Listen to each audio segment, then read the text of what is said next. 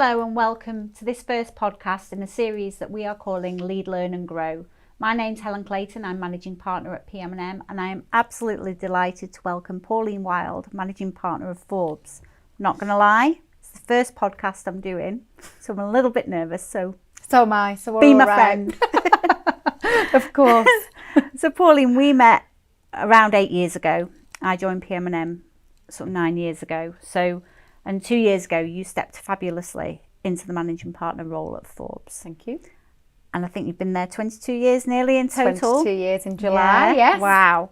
So tell me a bit about Pauline in the years before we first met. Yeah, okay. So if we take that back 8 years ago, gosh, so what would I have been then? Probably coming up for partnership, I guess, then, maybe. Oak House. Our first commercial office space was around about 6-7 years ago. So yeah, it's around about then. It feels like yesterday, but it's obviously a long time ago as well. So pre-us, Pauline then was a young, ambitious lawyer, a girl from Oldham who went to university at Sheffield, York, and then went to live back with my parents. Back then, the way that we had to qualify as lawyers was apply for training contracts. So I'd applied for numerous training contracts and was unsuccessful, and then stumbled across a firm called Forbes in Blackburn. So off I popped for my interview in Blackburn, never visited Blackburn before. And then, as they say, the rest is history. Came to Forbes as a paralegal, was successful in obtaining a training contract here, and found my home. And then got on the career ladder, worked exceptionally hard, was ambitious, and had plenty of fun along the way as well. And so was managing partner always the ambition, or is that something in recent years that you've gone, actually, quite fancy that? Do you know, it's really interesting you asked me that, because I'd have said no until later on in my career. But apparently, here we go. When I've been qualified about 1 or 2 years, one of the girls at work who still works with us, I shared an office with her at that time, Jo Chatburn. She said to me that I said to her, I'll be managing partner one day.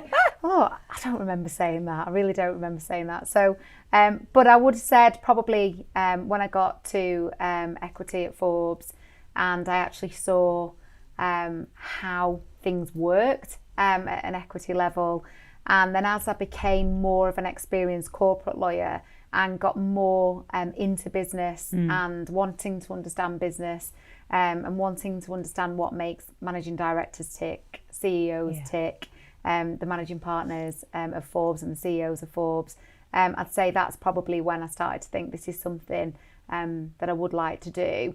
It came earlier, in all honesty, than what I thought it would do in my career. But sometimes opportunities present themselves, and I went for it, and I don't regret it one bit. Wow, that's fantastic. So what's made you stay at Forbes for almost 22 years? Probably quite a few years to come. Yeah, so that's really interesting, because I know you know that there appears to be a bit of a trend now around moving from firm to firm, and that's in all professional services, and that will enable you to grow in terms of your career a little bit quicker. So not only for financial reasons, people are doing it to be able to move up the career ladder quicker. That wasn't really the done thing then. No. People did move, but as I said before, I struggled to get a training contract. And what I found at Forbes was a place where I could be myself. I could be my true, authentic self. And once I did really accept that and become myself at work, it provided me with a platform to grow. And that loyalty I've continued and wanted to repay. The loyalty that the leadership team showed me at that particular time. So that's what's kept me there. There's been plenty of offers along the way, plenty of opportunities to earn more money than what I have done. But it was that I felt part of something, and I felt very grateful for the opportunity that Forbes gave to me. And in 22 years, I've made some incredible friendships with the people that I've met along the way. and I've learned an awful lot. I've had mentors, I've had coaches internally that don't even really know they've mentored me and coached me, but they have. So there's been a lot of special times. Those people that I've developed friendships with, I'm actually now in business with, so it's a very special place in my heart. Yeah, and people talk about having a family, don't they, at work, and that could be perceived as a bit sort of a flaky or a bit, I don't know, a bit soft. Yes. But for me at PM&M, it does have a family feel because we have each other's backs. We look after each other. We're here for each other. You know, when something happens, we're here. Yeah. What's that like for you? Yeah, I'm with you. Like, you hear all sorts of different things that you should never call your business a family, because you're not a family. That means you're lacking in leadership. You're not going to be able to make strategic decisions. I don't agree with that at all. Don't get me wrong, you're not a family in every sense of the word, but some of those values that resonate within a family resonate within Forbes. And again, I hear a lot that, you know, well, some families are toxic and some families are this and some families are that. But true family values, I would say, absolutely resonate within Forbes. We all go through difficult times in our personal lives. I certainly have been. And Forbes were there for me, and I'd like to say I've been there for many of my colleagues. Whatever difficult time you're going through, you may need time and you need that support, you need that empathy, and that's what is here for us. It's not just about what you deliver on a day-to-day basis. It's about actually getting to understand those people, understand what makes them tick, and if you can be there for them, then people will always be there for you, I think, as well. Yeah.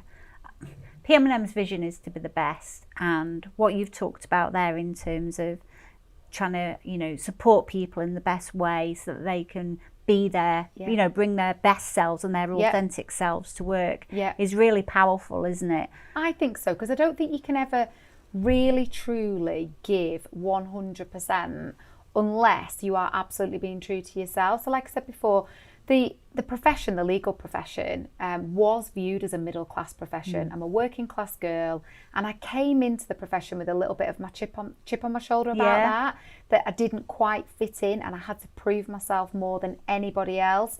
I was up against people training contract interviews that were from private school education or grammar school education. I was a local comp girl that had done good in her studies, first girl in my family to go to university.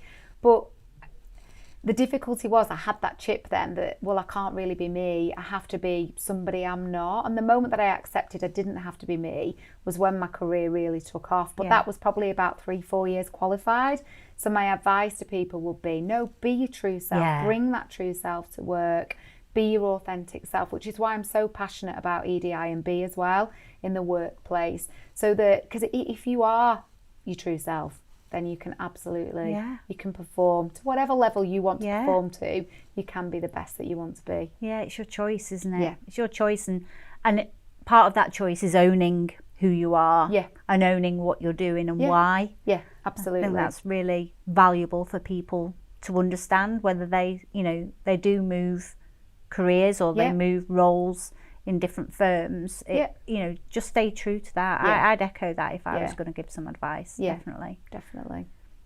So what does Pauline do for fun? So for fun, I spend an awful lot of time with my family. I am incredibly lucky. I've got brilliant parents. We moved them round the corner from us, keep them a little bit closer. Brilliant. So I do like to spend time with my family. So me and my husband like to have fun together. We like to have fun with our kids. I love travelling. I love getting outside as much as possible. I love pounding the hills. I've got myself a little doggy now, so he's coming up to 6 months old, little Teddy. So cute. So he's now able to walk that little bit further. So I love doing that. Fun I also see as part of work as well. Absolutely. Yeah, we have fun in the workplace but outside as well. And like I say, built so many friendships now within work, and when we're going out networking and we're doing BD and you're all together. Again, it's what I love about being Lancashire law firm. I think the network that we have here in Lancashire is brilliant, and everybody supports each other, and everybody knows how to do that, do it professionally, but also have fun as well. So I don't like to separate really work and home life, because I don't think it really works like that. I just like to have fun in all areas where I can. Yeah, I think it's hard to distinguish and cut off. Yeah. Because there's so many things that do kind of cross over, especially when you are developing friendships, and those, you know, whether you develop them in the workplace and then they spread out into your personal life, or they're in your personal life and then all of a sudden, oh wow, we're all sat around the, you know, the boardroom table together now. This is fantastic. I'm also really lucky as well. I've got strong friendships at work, but I've also got a friendship group that I've been friends with since I was 4. Oh. So cute. So I know, and we've obviously all changed so much and been through so much, but we're all still really close friends. So still like to have my girly time as well, and get those weekends in a way when we can. But plenty of fun things. Bucket list on travel. Oh wow, okay. So this year I did something quite different with the kids at Christmas.